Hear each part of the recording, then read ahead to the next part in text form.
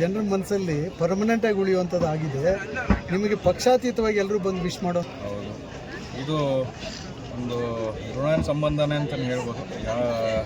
ಯಾಕಂದರೆ ಹಿಂದೆ ಚಿಕ್ಕದಾಗೆ ತಂದೆಯವರ ಹುಟ್ಟುಹಬ್ಬದ ಕಾರ್ಯಕ್ರಮ ಅಂದರೆ ಒಂದು ಗೆಟ್ ಟುಗೆದರ್ ಥರನೇ ಆಗಲಿ ಅಂತ ತಾಲೂಕು ಅದ್ಯಂತ ನಾವು ಶುರು ಮಾಡಿದ್ವಿ. ಜಾತ್ಯತೀತವಾಗಿ ಪಕ್ಷಾತೀತವಾಗಿ ಯಾವ ಒಬ್ಬರಿಗೆ ಸೀಮಿತ ಆಗದಿರ ಎಲ್ಲ ವರ್ಗದವ್ರಿಗೂ ಇದು ಒಂದು ಬರ್ತ್ಡೇ ಸೆಲೆಬ್ರೇಷನ್ಗಿಂತ ಒಂದು ನಮ್ಮ ತಾಲೂಕಲ್ಲಿ ಹೊಸ ವರ್ಷದ ಒಂದು ಗೆಟ್ ಟುಗೆದರ್ ಎಲ್ಲರೂ ಸೇರಬೇಕು, ಎಲ್ಲರೂ ಖುಷಿಯಿಂದ ಹೊಸ ವರ್ಷ ಶುರು ಮಾಡಬೇಕು ಅನ್ನೋ ಒಂದು ಉದ್ದೇಶದಿಂದ ಶುರು ಮಾಡಿದ್ದು ಇವತ್ತು ಈ ಮಟ್ಟಕ್ಕೆ ಬೆಳೆದಿದೆ. ಇನ್ನು ನಮ್ಮ ಶಕ್ತಿ ಅನುಸಾರ ಎಷ್ಟು ವರ್ಷ ಆಗ್ತದೋ ಅಷ್ಟು ವರ್ಷವೂ ನಾವು ಇದನ್ನು ಕಂಟಿನ್ಯೂ ಮಾಡ್ಕೊಂಡು ಹೋಗ್ತೀವಿ. ಸರಿ, ಇಲ್ಲ ನಮ್ಮ ತಂದೆಯವರು ಯಾವಾಗಲೂ ಹೇಳ್ತಾರೆ, ರಾಜಕೀಯ ಇರಲಿ ಇಲ್ಲದೆ ಹೋಗಲಿ ನಮ್ಮ ನಂಬಿರೋವರು ನಮ್ಮ ತಾಲೂಕಿನ ಜನ ಆಗ್ಬೋದು, ಯಾವುದೇ ಧರ್ಮದ ಜನ ಆಗಿರ್ಬೋದು, ನಮ್ಮ ಕೈಯಲ್ಲಾದಷ್ಟು ಸಹಾಯ ಮಾಡೋವಾಗ ಸೊ ಅದು ರಾಜಕೀಯವಾಗಿ ಇರಲಿ ಇಲ್ಲದೆ ಹೋಗಲಿ ಸಹಾಯ ಮಾಡೋ ಶಕ್ತಿ ಕೊಟ್ಟಿರುವಾಗ ರಾಜಕೀಯ ಇರಲೇಬೇಕು ಅನ್ನೋದು ಬಯಸಲ್ಲ ನಾವು. ಅದು ಬಯಸ್ತೀರ ಬಂದರೆ ಸರಿ ಇರ್ತದೆ, ಬಯಸಿ ತಗೊಳೋದು ನನ್ನ ಇದಿಲ್ಲ, ನನ್ನ ಪ್ರಿನ್ಸಿಪಲ್ಸ್ ಅಲ್ಲ ಅದು. ಮುಂದಿನ ಕಾಲದಲ್ಲಿ ಜನ ಯಾವ ರೀತಿ ನಿರ್ಧಾರ ಮಾಡ್ತಾರೆ ನೋಡೋಣ. ಸರ್, ಯಾರೆಲ್ಲ ಎಲ್ಲರೂ ಬಂದಿದ್ದಾರೆ, ಇವರು ಅವರು ಅಂತ ಪ್ರಮುಖರು ಅಂದ್ರೆ ಎಲ್ಲರೂ ನಮ್ಮ ಪ್ರಮುಖರೇ.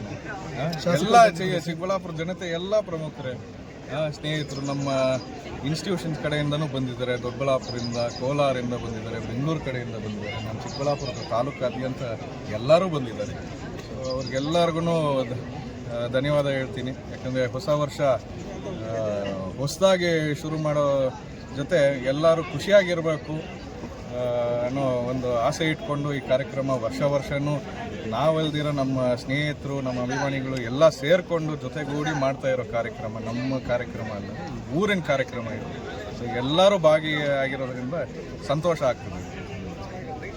ಹೊಸ ವರ್ಷದ ಆರ್ಥಿಕ ಶುಭಾಶಯಗಳು ಹಾಗೂ ನನ್ನ ಪರವಾಗಿ ಹಾಗೂ ನವೀನ್ ಪರವಾಗಿ ಅಷ್ಟೇ ಅಲ್ಲದೆ ಇಡೀ ನಮ್ಮ ಚಿಕ್ಕಬಳ್ಳಾಪುರದ ಎಲ್ಲ ಮುಖಂಡರು, ಭಾಳಷ್ಟು ಜನ ನಮ್ಮ ಅಭಿಮಾನಿಗಳು ಎಲ್ಲರೂ ಸೇರಿದ್ದಾರೆ. ನಿಜವಾಗ್ಲೂ ಅವ್ರಿಗೆ ಹೊಸ ವರ್ಷ ಆಯು, ಆರೋಗ್ಯ, ಐಶ್ವರ್ಯ, ಸುಖ, ಶಾಂತಿ, ನೆಮ್ಮದಿ, ಯಶಸ್ಸು ದಯಪಾಲಿಸಲಿ ಅಂತ ಈ ಸಂದರ್ಭದಲ್ಲಿ ಕೇಳ್ತಾರೆ. ಎರಡನೇದಾಗಿ ನಮ್ಮ ರೈತಾಪಿ ಜನ ಭಾಳ ಕಷ್ಟ ನಷ್ಟಗಳಲ್ಲವರೆ. ಈ ವರ್ಷ ಬರೋ ವರ್ಷದಲ್ಲಾದರೂ ನಮ್ಮ ಸರ್ಕಾರ ಎಚ್ಚೆತ್ತು ಆ ರೈತಾಪಿ ಜನಗಳಿಗೆ ಒಂದು ಉತ್ತಮವಾದಂಥ ಬೆಳೆದಂಥ ಬೆಳೆಗೆ ಬೆಂಬಲ ಬೆಲೆನೋ ಇನ್ನೊಂದು ಏನಾದರೂ ಕೊಟ್ಟು ಅವ್ರನ್ನ ಮಾಡದೇ ಇದ್ದರೆ ಇನ್ನೊಂದು 10-20 ವರ್ಷದಲ್ಲಿ ಇವರೇನಾದರೂ ರೈತಾಪಿ ವರ್ಗಗಳಿಗೆ ಒಂದು ಉತ್ತಮವಾದ ವ್ಯವಸ್ಥೆಯನ್ನು ಮಾಡದೇ ಇದ್ದರೆ ಬೆಳೆಯೋರನ್ನ ಎಲ್ಲ ಈಗೇನೆ 50%ಗಿಂತ ಕಡಿಮೆ ಆಗಿದೆ. ನಮಗೆಲ್ಲ ಗೊತ್ತೇ ಇದೆ. ಭಾಳಷ್ಟು ಜಮೀನುಗಳನ್ನು ನಮ್ಮ ರೈತರು ಇವತ್ತು ಕಳ್ಕೊಂಡಿದ್ದಾರೆ. ಬೇರೆಯವರು ಸುಬರ್ದು ಹೋಗ್ಬಿಟ್ಟಿದೆ.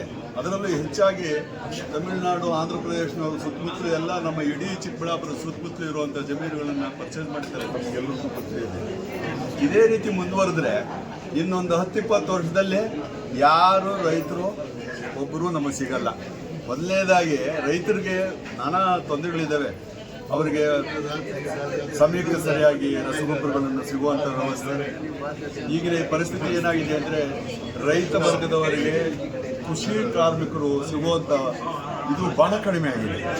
ಈ ಕೆಲವು ಸರ್ಕಾರಿ ಸವಲತ್ತುಗಳಿಂದ ವಂಚಿತರಾಗಿ ಇವತ್ತು ಕೃಷಿಯ ಬಗ್ಗೆ ನಿರ್ಲಕ್ಷ್ಯ ತಾಳಿದ್ದಾರೆ.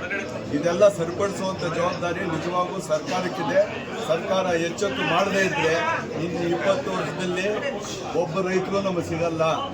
ಈಗ 50% ಆಗಿದೆ, ಬರ್ತಾ 10%ಗೆ ಬರ್ತಾರೆ ಏನೋ ಹೇಳೋಕ್ಕಾಗಲ್ಲ.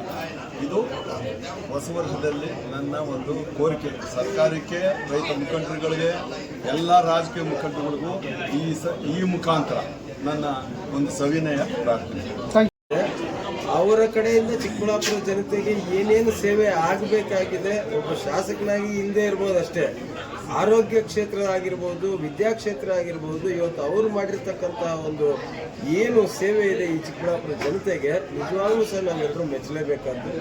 ಇನ್ನು ಅವರ ವೈಯಕ್ತಿಕ ಒಡನಾಟದ ಬಗ್ಗೆ ಹೇಳೋದಾದರೆ 99ರಲ್ಲಿ ಸಿ ವಿ ವೆಂಕಟರಾಯಪ್ಪನವರು ನಿಧನ ಆದ ನಂತರ ಎಲ್ಲೋ ಒಂದು ಕಡೆ ರಾಜಕಾರಣ ಬೇಡ ಅಂತ ಸುಮ್ಮನೆ ಇದ್ದವನು ನಾನು.